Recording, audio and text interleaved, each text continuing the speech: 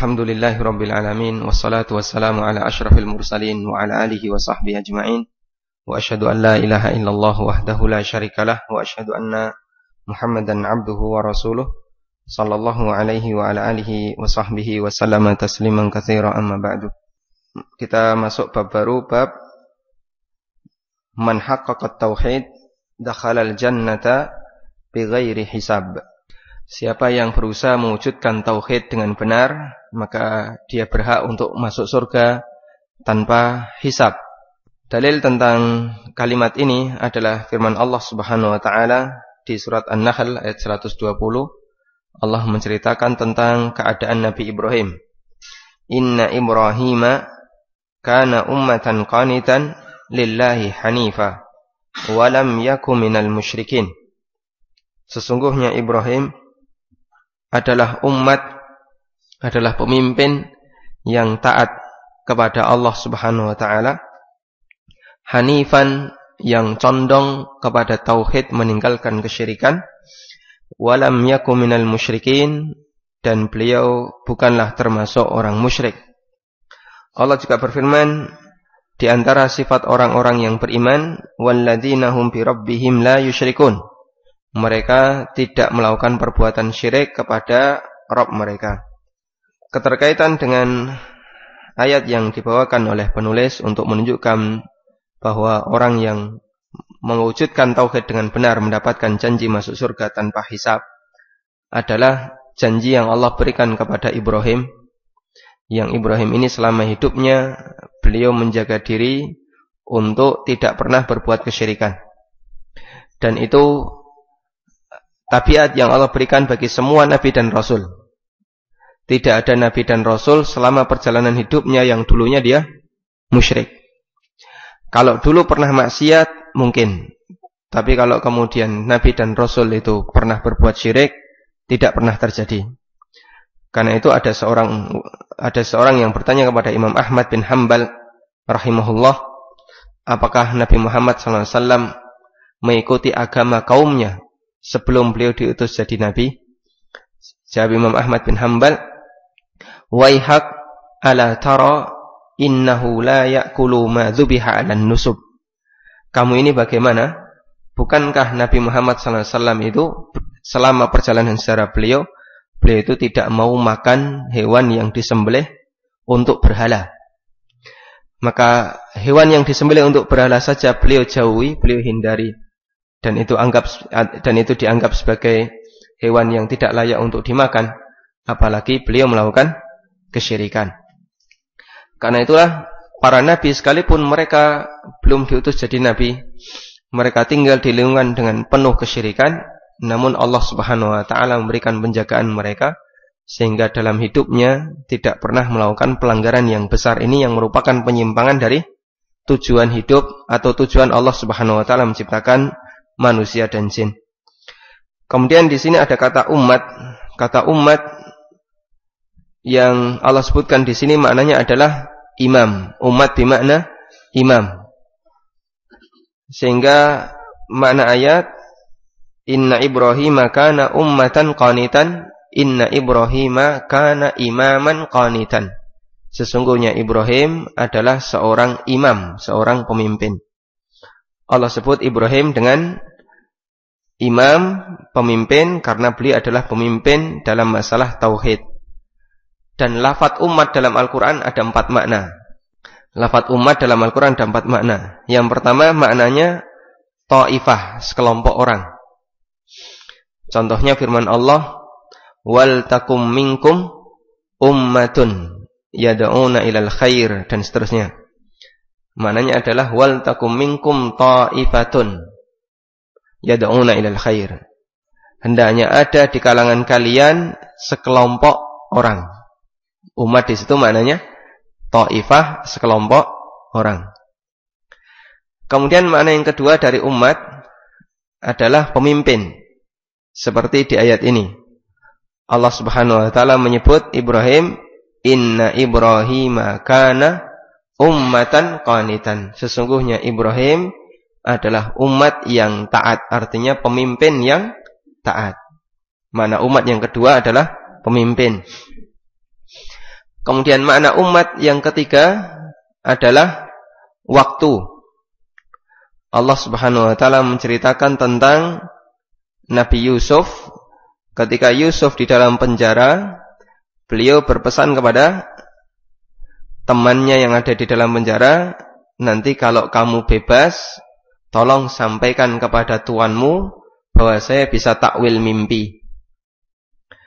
Tapi ternyata dia lupa. Ketika tuannya mengalami mimpi, ada 7 ekor sapi makan 7 ekor sapi, 7 ekor sapi kurus makan 7 ekor sapi gemuk, kemudian ada tanaman makan tanaman. Mereka kebingungan siapa yang bisa mentakwilkan mimpi ini. Dan sebenarnya orang yang dibebaskan dari penjara ini telah dipesani oleh Yusuf, tolong nanti sampaikan kepada tuanmu, saya bisa takwil mimpi. Tapi di situ dia lupa. Dan di situ Allah mengatakan, waddakara ba'da ummatin ana unabbi'ukum. Dan dia baru teringat ba'da ummatin. Dia baru teringat ba'da ummatin ay ba'da waqtin. Dia baru teringat setelah waktu sekian. Maka makna umat yang ketiga di sini maknanya adalah waktu. Kemudian makna umat yang keempat. Oh, tadi lali. Apa, Pak? Mungkin masih ingat, Pak. Tadi yang pertama apa? Sekelompok orang. Yang kedua, pemimpin. Yang ketiga, waktu. Yang keempat, ini masalahnya pakai hafalan nih. Semoga nanti ingat. Qanitan lillahi, dia taat kepada Allah Subhanahu wa taala, hanifan, yang condong kepada tauhid dan meninggalkan kesyirikan, walam yakum minal musyrikin, dan Ibrahim bukanlah termasuk orang musyrik. Yang dimaksud walam yakum minal musyrikin, dia tidak termasuk orang musyrik, maknanya adalah dia tidak termasuk orang musyrik lahir dan batin. Artinya Ibrahim secara batin tidak memiliki akidah kesyirikan. Dan secara lahir Ibrahim itu tidak gabung, tidak kumpul dengan komunitas kesyirikan. Karena itu kesempurnaan tauhid seseorang harus diimbangi dengan dua hal ini. Pertama, dia tidak memiliki keyakinan kesyirikan dalam hatinya. Yang kedua, dia tidak akrab dengan orang musyrik. Kalau ada orang beriman, dia ngaku saya mukmin, saya akidahnya tak jaga dan seterusnya, saya tidak pernah melakukan kesyirikan, tapi dia akrab dengan orang musyrik, ini belum termasuk orang yang tauhidnya sempurna. Bisa saja orang mengaku, kenapa kok kamu kumpul-kumpul sama orang musyrik, mereka lagi larung, kamu ikut-ikutan, ikut jadi panitia, mereka lagi kayak gini, kamu ikut-ikutan. Yang penting kan saya nggak ikut syirik, saya cuma nonton saja. Justru itu, kalau kamu betul ahli tauhid, kamu akan meninggalkan orang musyrik. Baik ketika mereka sedang melakukan kesyirikan, termasuk ketika mereka dalam kondisi biasa. Karena ciri orang yang ahli tauhid, dia akan berusaha untuk meninggalkan kesyirikan lahir dan batin. Keyakinannya tidak bercampur kesyirikan, dan secara lahiriah dia tidak kumpul dengan komunitas orang musyrik. Karena itu enggak ada orang mukmin kok dia akrab dengan komunitas orang kafir. Bukti dia iman, seharusnya dia akan meninggalkan semua orang yang mendukung kekufuran.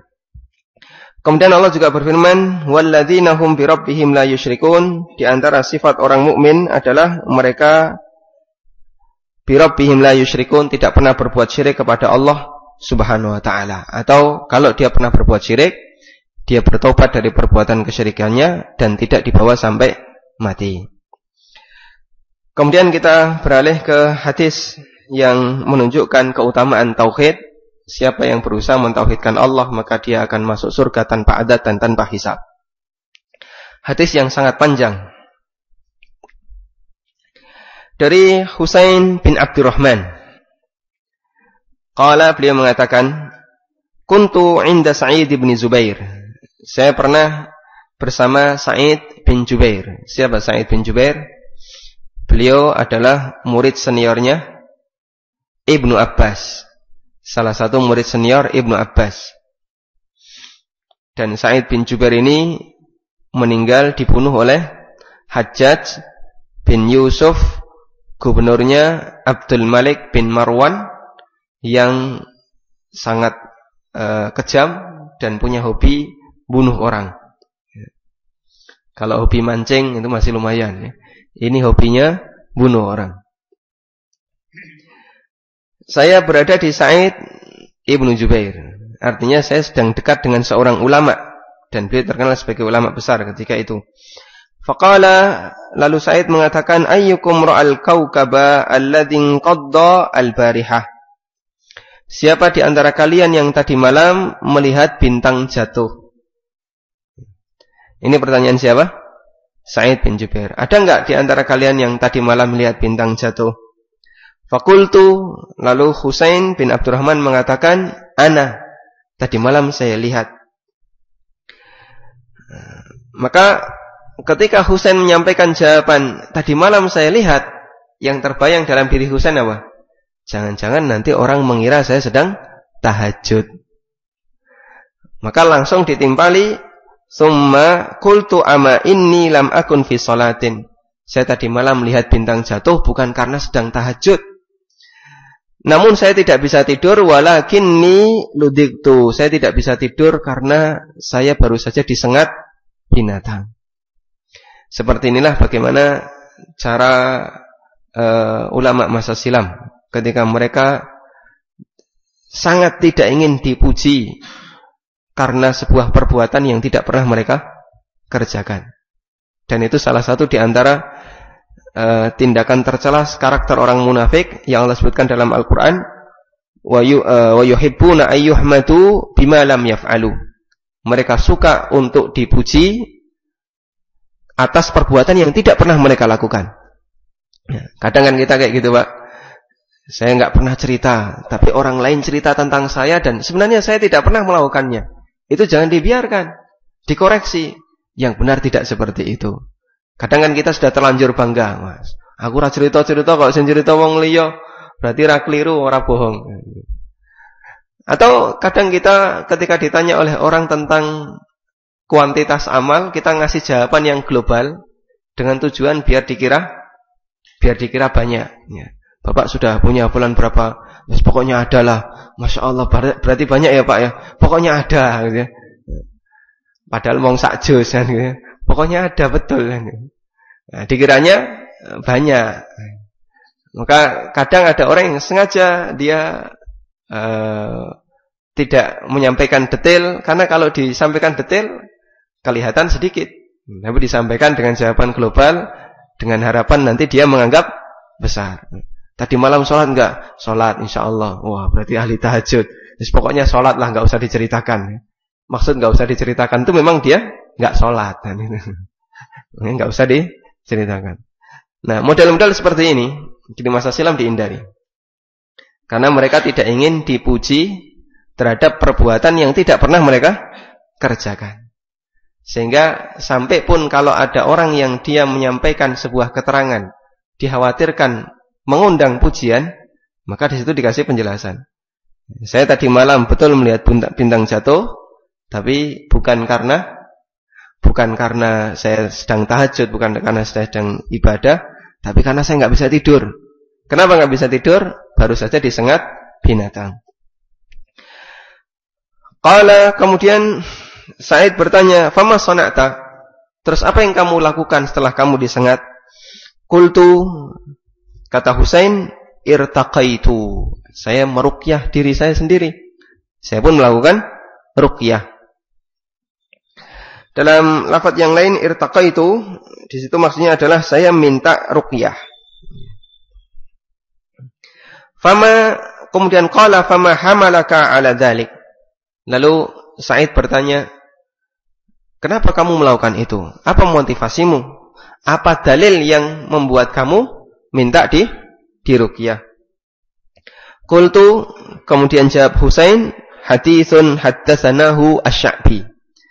Saya menyampaikan atau saya melakukan ini karena ada sebuah hadis yang pernah disampaikan oleh Asy-Sya'bi, Amir bin Syurahbil Asy-Sya'bi. Beliau salah satu tabi'in yang thiqah dan beliau dikenal sebagai muhaddits Kufah.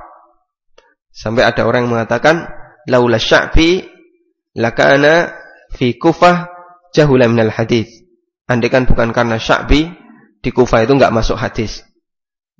Jasa besar Sya'bi adalah beliau menjadi pengajar hadis di daerah Kufah. Haditsun haddatsanahu Sya'bi, hadis yang pernah disampaikan oleh Asy-Sya'bi. Qala wa ma haddatsakum, bagaimana hadis yang disampaikan oleh Sya'bi kepada kalian? Qultu, kata Husain, haddatsana an Buraidah ibn Husayb. Kami mendapatkan hadis dari Buraidah bin Husayb radhiyallahu anhu, annahu qala, bahwasanya beliau mengatakan, la ruqyata illa min ainin aw hummah. Tidak ada ruqyah kecuali karena ain, karena penyakit mata, aw hummah, atau karena demam. Yang dimaksud penyakit ain adalah sawanan karena dilihat oleh manusia yang lain atau oleh jin, namun ketika lihat disertai dengan takjub atau hasad atau perasaan-perasaan yang lainnya dan tidak menyebut nama Allah Subhanahu wa taala. Dan ini salah satu bagian dari bahaya penglihatan. Jadi ternyata melihat itu bisa membuat orang jatuh sakit. Ketika penglihatan itu tidak disertai dengan menyebut nama Allah, sementara yang melihat dalam kondisi sedang takjub, heran, atau kondisi hasad, ini bisa membuat orang yang dilihat sakit. Nanti kita akan bahas lebih detail tentang masalah ain. Kemudian au hummah, atau karena hummah, demam karena disengat oleh binatang atau demam secara umum. Dan maksud hadis ini, la ruqyata illa min ainin au hummah, bukan berarti bahwasanya ruqyah hanya mujarab untuk dua ini. Bukan berarti ruqyah hanya berlaku untuk dua ini. Namun maksud hadis adalah bahwasanya ruqyah itu paling mujarab jika dibacakan untuk orang yang dia mengalami penyakit sawanan, kesambat, atau dia mengalami demam.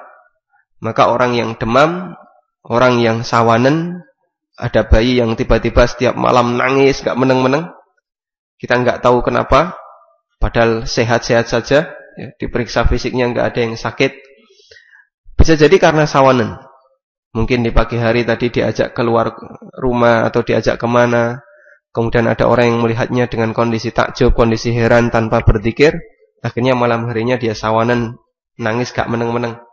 Nah seperti ini kena ain. Kondisi penyakit seperti ini, kata Nabi sallallahu alaihi wasallam, paling mujarab jika dikasih ruqyah. Karena maksud hadis la ruqyata illa min ainin aw hummah, maknanya adalah tidak ada ruqyah yang lebih mujarab melebihi ruqyah yang diberikan untuk orang yang sakit ain atau demam. Yang dialami oleh Husain bin Abdurrahman, beliau tadi kenapa? Disengat binatang. Sehingga karena disengat gak bisa tidur, demam dia. Maka dia pun melakukan ruqyah. Kemudian kata Sa'id bin Jubair, beliau memuji sikapnya Sa'id. Qad ahsana man intaha ila ma sami'a. Sungguh indah perbuatan orang yang mengamalkan hadis yang telah dia dengar. Dan inilah sikap ulama di masa silam. Jadi setiap kali orang itu melakukan tindakan dan aktivitas, dia itu selalu mikir, ini ada dalilnya atau tidak? Kira-kira ada nggak peluang untuk bisa menjadi amal sunnah? Sehingga dia bisa mendapatkan pahala dari perbuatan itu. Ada pembenar untuk tindakan yang dia lakukan. Ya. Sampai ada ulama yang mengatakan, Sufyan Ats-Tsauri mengatakan, lawis tata'ta alla tahukka ra'saka illa bisunnah faf'al. Kalau kamu bisa tidak mau nggaruk kepala kecuali kalau ada dalilnya, maka lakukanlah. Artinya sebisa mungkin setiap aktivitas yang kita lakukan itu didasari dalil. Bapak Ibu bisa perhatikan, banyak kegiatan kita sehari-hari yang itu menjadi kebiasaan kita dan aslinya itu sunnah. Namun mengingat karena kita tidak tahu dalilnya, tidak ada perasaan untuk mengikuti dalil. Saya yakin kita itu sudah punya kebiasaan memakai baju yang mana didahulukan? Kanan dulu. Dari mana ini? Ajarannya mbok nih kan gitu ya. Dulu ibu saya ngajari kayak gitu sejak kecil. terus terbiasa dalam diri kita. Pernah nggak terbayang bahwasanya sebenarnya ini sunnah? Kalau kita tidak pernah membayangkan hadisnya, tidak pernah membaca hadisnya, dan tidak pernah membayangkan untuk mengikuti hadis, mungkin kita tidak pernah terbayang untuk itu. Padahal itu bagian dari sunnah. Kita kalau pakai sandal, kanan dulu. Kalau lepas sandal, sak-sae, kiri dulu. Padahal ini bagian dari sunnah. Masuk kamar mandi kita kiri dulu, keluar kanan dulu. Termasuk masuk masjid, termasuk ketika salaman, kemudian makan pakai tangan kanan, baca bismillah dan seterusnya. Banyak aktivitas yang kita lakukan sehari-hari yang sebenarnya itu bagian dari sunnah. Cuman yang menjadi kendala, ini bisa berpahala, bisa nggak ada pahalanya. Kapan berpahala? Ketika Anda niatkan itu untuk mengamalkan sunnah. Anda niatkan itu untuk mengamalkan hadis. Nggak hafal hadisnya nggak masalah. Hafal hadis itu urusan ustaz. Nah, yang penting kita tahu dan kita punya niat untuk mengamalkan hadis itu. Wah, saya pernah dengar ada hadis yang mengatakan bahwa seperti ini dianjurkan mendahulukan yang kanan. Yang kayak gini dianjurkan mendahulukan yang kiri. Ini harus pakai tangan kanan. Ini harus begini dulu. Dan begitu seterusnya. Yang sebenarnya ini ada hadisnya semuanya. Cuman karena kita tidak pernah membayangkan kalau itu ada hadisnya. Atau kita tidak pernah membayangkan. Kita sudah tahu hadisnya tapi tidak pernah membayangkan untuk mengikuti hadis. Sehingga yang kita lakukan tidak ada pahalanya. Makanya kalau kita banyak membaca hadis-hadis tentang adab, tentang aturan keseharian, maka mungkin dalam banyak aktivitas kita itu setiap mau gerakan mikir dulu, Pak. Oh, ini ada hadisnya, mikir, diniatkan dulu. Dan kira-kira niatkan nggak lama, Pak ya, 2 detik cukup. Yang penting kita sadar saya melakukan ini karena mengikuti sunnah. Seperti itu yang dilakukan oleh para ulama di masa silam. Lawis tata'ta alla tahukka ra'saka illa bisunnah faf'al. Kalau kamu bisa nggak nggaruk kepala kecuali ada dalil, lakukan. Jadi sampai nggaruk kepala saja nunggu dalil, maksudnya kayak gitu. Artinya untuk aktivitas yang lain yang ada dalilnya, maka sebelum melakukannya tanamkan dalam diri kita, saya melakukan sunnah. Sehingga dengan itu kita mendapatkan pahala ittiba Nabi sallallahu alaihi wasallam. Mengikuti petunjuk Nabi sallallahu alaihi wasallam.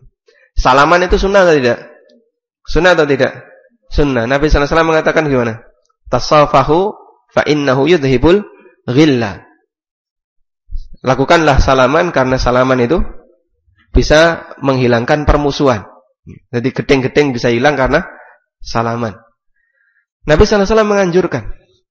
Artinya di situ kalau kita mengamalkan dalam rangka atau teringat hadis ini, dalam rangka mengikuti hadis ini, mendapatkan pahala mengikuti sunnah dan begitu seterusnya. Biasakan seperti ini bapak-bapak dan ibu-ibu sehingga aktivitas kita sehari-hari itu selalu dibimbing oleh hadis. Terus gimana caranya agar kita bisa mengetahui itu? Ya tentu saja kunci pertamanya adalah tahu hadisnya. Ada 2 cara yang bisa kita lakukan. Pertama, membaca kitab Riyadhus Shalihin. Di situ Imam An-Nawawi secara sengaja mengumpulkan hadis-hadis tentang masalah adab sehari-hari. Banyak sekali. Dan masih banyak yang belum kita ketahui. Kemudian bisa juga kita baca buku tentang adab. Ada buku adab judulnya Fikih Adab karya Abdul Aziz Asy-Syalhub, yang itu mengumpulkan masalah-masalah adab sehari-hari, dari mulai adab yang berkaitan dengan kitabullah, adab berkaitan dengan keseharian kita, sampai dalam masalah adab berdoa yang bagian terakhir. Sangat bagus untuk dipelajari. Tujuannya agar kita tahu landasan setiap aktivitas yang kita lakukan itu ternyata ada sunnahnya, ada dalilnya. Dengan itu kita bisa niat, kita bisa memasang niat, saya melakukan ini dalam rangka mengikuti sunnah Nabi sallallahu alaihi wasallam.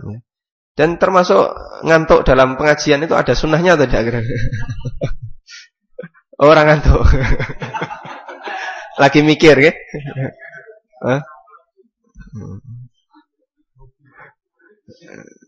Oh, di situ ada sunnahnya, kata Ibnu Mas'ud ya, an-nu'as indal mau'idah minasyaiton ya. Ngantuk ketika kajian itu dari setan. Mengamalkan sunnah maksudnya berusaha untuk tidak ngantuk. Gitu. Atau pindah tempat. Atau pindah tempat. Pindah sini.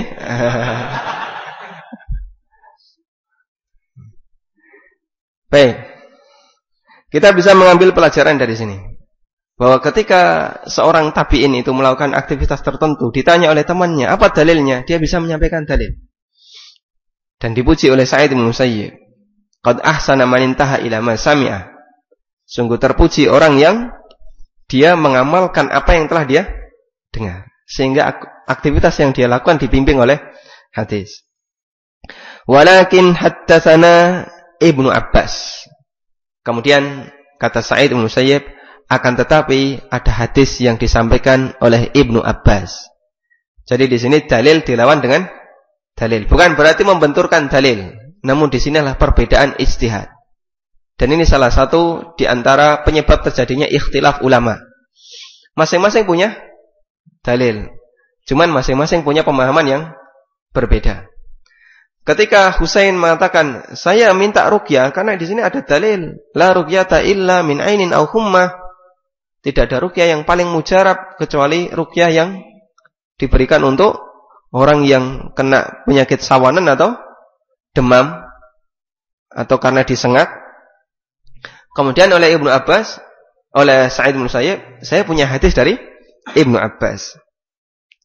Bagaimana hadis dari Ibnu Abbas? Ibnu Abbas mengatakan dari Nabi sallallahu alaihi wasallam, "Uridat alayyal umam, fara'aitu an-nabiyya wa ma'ahu ar-rahd, wan nabiyya wa ma'ahu ar-rajulu war-rajulan, wan nabiyya wa laysa ma'ahu ahad." Ditampakkan kepadaku seluruh umat. Di Nabi sallallahu alaihi wasallam pernah ditunjukkan oleh Allah manusia pertama sampai manusia terakhir. Ulama khilaf tentang kejadian ini, apakah ketika Isra Mi'raj ataukah di waktu-waktu yang lain. Dan ini khilaf yang ringan, dalam arti tidak ada konsekuensi hukum di dalamnya. Anda mau mengambil pendapat pertama, pendapat kedua, kan nggak ngefek ya. Yang jelas Nabi sallallahu alaihi wasallam pernah ditunjukkan oleh Allah seluruh umat manusia, dari manusia pertama sampai manusia terakhir. Kemudian kata beliau, fara'aitun nabiyya wa ma'ahur rahd. Saya melihat di sana ada seorang nabi yang hanya membawa ar-rahdu. Ar-rahdu itu adalah manusia yang jumlahnya kurang dari 10 orang, antara 3 sampai 9. Namanya ar-rahd. Kemudian wan nabiyya wa ma'ahu rajulun aw rajulan. Dan ada nabi yang hanya membawa 1 atau 2 pengikut. Masya Allah. Ada nabi yang dia ketika dikumpulkan oleh Allah hanya membawa 1 atau 2 pengikut. Wan nabiyya wa laysa ma'ahu ahad. Bahkan ada nabi yang sama sekali tidak punya pengikut. Apa makna dari kalimat ini? Ada 2 tafsir yang disampaikan ulama. Tafsir ini kembali kepada tentang pengertian apa perbedaan antara Nabi dan Rasul. Salah satu pendapat yang mengatakan perbedaan Nabi dan Rasul menyatakan bahwa Rasul itu manusia yang diutus oleh Allah dan punya kewajiban untuk menyampaikan risalah. Sedangkan Nabi manusia yang diutus oleh Allah namun tidak punya kewajiban untuk menyampaikan risalah. Karena itu wajar saja jika dia tidak punya kewajiban untuk menyampaikan risalah, maka dia tidak punya pengikut, kecuali dengan jumlah yang sangat sedikit. Sehingga hadis ini dibawa pada makna pengertian bahasanya perbedaan Nabi dan Rasul, karena Nabi tidak berkewajiban untuk menyampaikan risalah. Namun pendapat perbedaan ini, pendapat yang menyatakan bahwa perbedaan Nabi dan Rasul tentang masalah kewajiban risalah, ini pendapat yang lemah. Dengan dasar bahwa menyembunyikan ilmu itu dalam syariat hukumnya haram. Jika menyembunyikan ilmu dalam syariat hukumnya haram, apalagi menyembunyikan risalah. Bagaimana mungkin Allah turunkan sebuah wahyu, tapi wahyu itu hanya khusus untuk satu orang? Terus apa manfaatnya sementara orang lain dibiarkan sesat? Sehingga itu keluar dari prinsip yang diajarkan dalam syariat. Bahkan menyembunyikan ilmu bagi umat Muhammad SAW diancam dengan neraka. Man katama ilman aljamahullahu bilijamin minan nar. Siapa yang menyembunyikan ilmu, maka Allah Subhanahu wa taala akan berikan dia tali kekang dari neraka. Dia akan diseret dengan tali kekang neraka. Sehingga tidak mungkin ada seorang nabi yang dia dapat wahyu sementara tidak punya kewajiban untuk menyampaikan risalah, karena risalahnya khusus untuknya. Kemudian perbedaan yang lebih tepat untuk nabi dan rasul adalah, kalau rasul itu orang yang diutus oleh Allah dengan membawa risalah yang baru atau risalah yang memperbaiki sebelumnya. Baru bisa dalam arti mengganti atau nambahi atau ngurangi. Sedangkan nabi, orang yang Allah utus dan dia menyampaikan risalah rasul sebelumnya. Karena itu ada ungkapan bahwa Nabi Bani Israel itu seperti ulama kaum muslimin. Rasulnya Muhammad SAW penerusnya para ulama. Apakah ulama membawa risalah baru? Tidak. Mereka hanya menyampaikan risalah yang disampaikan oleh Rasulullah Muhammad SAW. Seperti itu pula para nabi Bani Israel. Mereka menyampaikan risalah yang dibawa oleh Musa kepada Bani Israel dan tidak menyampaikan risalah yang baru. Tapi status mereka nabi. Sehingga mereka punya keistimewaan yang lebih dibandingkan para ulama di kalangan umat Muhammad SAW. Dan insya Allah pendapat yang kedua inilah yang lebih tepat. Karena setiap manusia yang mendapatkan ilmu, yang tahu kebenaran, dia punya kewajiban untuk menyampaikan kebenaran itu. Karena itu makna hadis ini, jika kita mengikuti pendapat yang kedua, berarti makna Nabi di sini bukanlah orang yang mendapatkan risalah namun khusus untuk pribadinya. Sehingga pertanyaannya, kenapa Nabi di sini pengikutnya sedikit? Maka jawabannya, ini bagian dari konsekuensi dakwah. Bisa dakwah itu mendapatkan pengikut yang banyak, dan bisa dakwah itu bisa mendapatkan pengikut yang sedikit. Karena tidak semua orang yang didakwai bisa menerima apa yang diajak oleh Rasulnya. Kalau ada pertanyaan, kira-kira yang salah itu nabinya, metodenya, ataukah umatnya? Jawabannya yang ketiga, ya. Kita tidak mungkin menyudutkan nabinya. Kenapa? Karena nabi itu pasti manusia pilihan. Orang terbaik di tempat itu. Terbaik dari sisi lahir dan bahkan terbaik dari sisi batinnya, akidahnya, bahkan terbaik lahiriahnya. Maka nabi itu bukan orang yang buta sebelah atau orang yang cacat fisik. Pasti dia adalah orang yang secara fisik sempurna.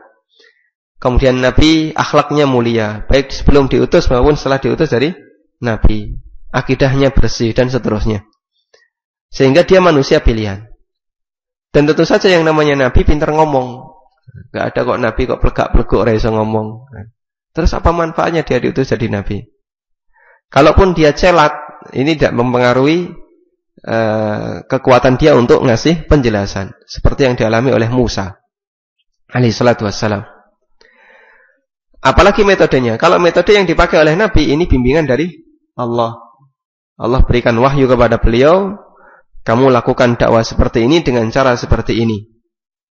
Sehingga yang terakhir, kenapa kok Nabi itu mendapatkan pengikut yang sedikit? Makna yang terakhir adalah, ya karena ini kesalahan pengikutnya. Makanya Nabi tidak disalahkan ketika mereka hanya mendapatkan 1 atau 2 pengikut dan dakwah mereka tidak disebut dakwah yang gagal. Karena semua nabi, manusia yang ditunjuk oleh Allah, metodenya adalah metode yang Allah sarankan. Dan kenapa tidak mendapatkan pengikut? Karena pengikutnya tidak mau mengikuti kebenaran. Dan kita bisa saksikan sekelas Nabiullah Ibrahim alaihissalatu wassalam. Beliau dalam masa berdakwah di daerah Irak itu hanya mendapatkan satu pengikut. Siapa? Istri beliau sendiri. Selain itu tidak ada. Dan mukmin yang hidup ketika itu hanya dua orang ini, Ibrahim dan istrinya. Sampai ketika Sarah istri Ibrahim ini ditangkap oleh raja yang zalim di sebuah kampung, maka Ibrahim berpesan kepada Sarah, innaka ukhti, kamu itu saudaraku, nanti sampaikan kepada raja bahwa kamu saudaraku fil iman, dalam iman, karena tidak ada orang mukmin kecuali kita berdua. Jadi maksud Ibrahim dengan jawaban kamu adalah saudaraku, karena Ibrahim kalau menjawab kamu ini istriku, Ibrahim dibunuh. Istrinya dirampas dan Ibrahim dibunuh. Karena raja di sini punya aturan, siapapun yang membawa perempuan, maka perempuan ini akan dirampas jika sang raja tertarik, dan kalau dia bersama suaminya, suaminya dibunuh. Kalau yang laki-laki menemaninya bukan suaminya, dibiarkan hidup. Maka Ibrahim lebih memilih aman dengan apa? Mengatakan ini saudaraku, maksudnya saudara seiman. Di situ Ibrahim mengatakan fa innahu la yu'minu billahi illa ana wa anti. Tidak ada yang beriman kepada Allah di hari ini kecuali saya dan kamu. Padahal manusia sekelas Ibrahim. Dan beliau baru mendapatkan pengikut yang lebih setelah beliau pindah ke Palestina. Karena itu ini menunjukkan bagaimana beratnya dakwah di masa silam. Kadang ada orang yang dia mengemban kebenaran hanya sendirian. Dan kira-kira kalau kemudian dia muslim sendirian, peluang hidupnya berapa persen? Kecil sekali. Dengan sangat mudah orang kafir itu membunuhnya. Karena itu taruhan nyawa yang dilakukan oleh orang masa silam lebih berat. Makanya dulu ada seorang sahabat Khabbab Ibnul Arat. Beliau mengadukan kepada Rasulullah sallallahu alaihi wasallam, "Ya Rasulullah, ala tad'u lana? Kenapa Anda tidak mendoakan kebaikan untuk kami ya Rasulullah? Biar segera Allah menurunkan pertolongan kepada kami." Waktu itu masih berada di Mekah. Kemudian Nabi sallallahu alaihi wasallam cerita di masa silam ada orang yang digergaji dari kepala sampai bawah. Nah, itu sakitnya akan bertahap. Ya. Ada orang yang dikuliti, ada orang yang dikubur hidup-hidup, ada yang dibakar dan seterusnya. Walakinnakum qaumun tastajilun. Ada yang disisiri pakai besi sampai kulitnya, bukan cuma kulitnya, dagingnya keikut. Walakinnakum qaumun tastajilun. Namun kalian adalah manusia yang terburu-buru. Nanti dulu sabar. Namanya dakwah itu pasti butuh pengorbanan. Dan seperti itu sunnatullah. Bagi setiap orang yang mengemban iman, pasti ada musuhnya. Dan itu ujian bagi kaum muslimin, baik yang mendapatkan musibah maupun yang tidak mendapatkan musibah. Kita diuji oleh Allah dengan keberadaan Palestina yang dijajah tahunan oleh Israel. Kita juga diuji oleh Allah dengan keberadaan kaum muslimin di Suriah yang dijajah oleh orang Syiah, Nusairiyah dan Syiah-Syiah yang lainnya.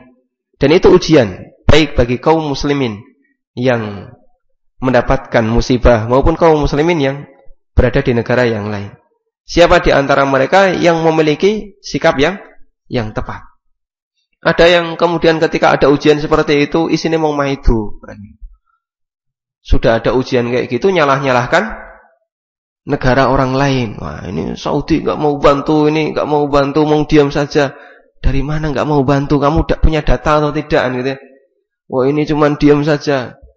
Ini sudah ada ujian, dia mau isinya mau maidu, muni. Ada yang ketika dia menerima ujian bisa bersikap yang benar, ngasih bantuan, jaga mulutnya, tidak nyalah-nyalahkan orang. Kalau dia sendiri juga enggak bisa berjihad ke sana, kenapa dia nyalahkan orang lain yang juga tidak berjihad ke sana? Seharusnya kita memberikan bantuan semampu yang bisa kita lakukan. Oh, itu ada fatwa yang melarang jihad. Nanti dulu. fatwa melarang jihad ini pertimbangannya apa? Bukan, jangan dilihat cuman ujung akhirnya saja, hasil akhirnya saja. Tapi lihat bagaimana pertimbangannya. Tapi kadang ujian itu kan bikin orang panas, Pak ya. Dengar kayak gini kita panas, emosi, langsung komentar. Sedikit dengar ini, emosi, komentar. Nah ini yang berbahaya. Makanya kejadian semacam ini Allah Subhanahu wa taala jadikan sebagai fitnah, ujian bagi mereka yang ditimpa musibah, kaum muslimin yang ada di sana, dan mereka yang berada di luar negeri yang sedang ditimpa musibah. Siapa di antara mereka yang bisa bersikap paling benar? Karena tidak ada ujian yang menimpa seorang mukmin kecuali dia akan meningkatkan derajatnya dan akan menjadi sumber pahala baginya. Kemudian wan nabiyya wa laysa ma'u ahad, dan bahkan ada nabi yang dia sama sekali tidak punya pengikut. Id rufi'a li sawadun adim, tiba-tiba saya ditunjukkan segerombolan hitam yang banyak. Fadhanantu annahum ummati, saya mengira bahasanya itu adalah umatku. Faqila li hadza Musa wa qaumuh, lalu disampaikan kepadaku ini adalah Musa dan kaumnya. Ini Musa dan kaumnya. Karena Musa termasuk di antara nabi yang punya pengikut banyak. Dan nabi itu saling membanggakan di hadapan Allah dengan jumlah pengikut yang mereka miliki. Bukan karena masalah kesombongan terhadap pengikut. Namun semakin banyak pengikut berarti semakin banyak pahala yang didapatkan. Karena setiap amalan yang kita lakukan, setiap amalan yang dilakukan oleh umat, maka Nabi turut mendapatkan pahalanya. Karena itulah kita nggak perlu ngoyoworo, kita kirimkan kepada Rasulullah SAW, nggak perlu Pak, sudah otomatis. Apapun yang kita lakukan sudah terkirim untuk beliau. Mau kita niatkan atau tidak kita niatkan. Kalau kemudian bayangan kita, nek gak diniatkan ya nggak sampai, berarti kamu pelit Pak. Seharusnya kan semua amal kita diniatkan untuk Rasulullah SAW sebagai wujud terima kasih untuk beliau. Dan sebenarnya tidak perlu, karena otomatis setiap amal yang dilakukan oleh umat manusia, nabinya mendapatkan pahalanya. Kenapa? Karena beliau yang pertama kali mengajarkannya. Kalau tidak karena jasa beliau yang mengajarkannya, setelah Allah Subhanahu wa taala memberikan petunjuk kepada umat manusia, tentu kita tidak akan tahu apa kebenaran, mana yang salah, dan seterusnya.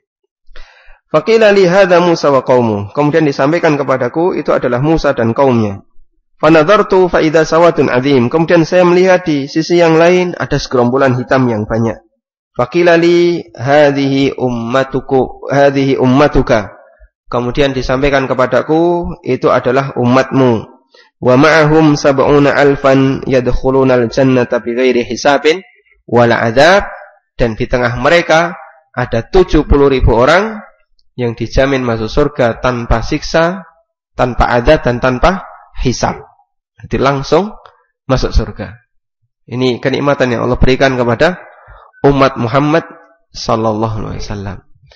Insyaallah kita akan bahas lebih detail tentang hadis ini dan beberapa pelajaran yang bisa kita ambil darinya. Semoga apa yang kita sampaikan ini bermanfaat. Wa sallallahu ala nabiyyina Muhammadin wa ala alihi wa sahbihi wasallam. Wa akhiru da'wana alhamdulillahi rabbil alamin. Ada beberapa titipan buku nih. Titipan buku dari salah satu jamaah, tolong dibagikan untuk hadiah. Saya dicarikan dulu. Angkat tangan dulu. Masya. Siap? Sudah siap? Tauhid ada berapa?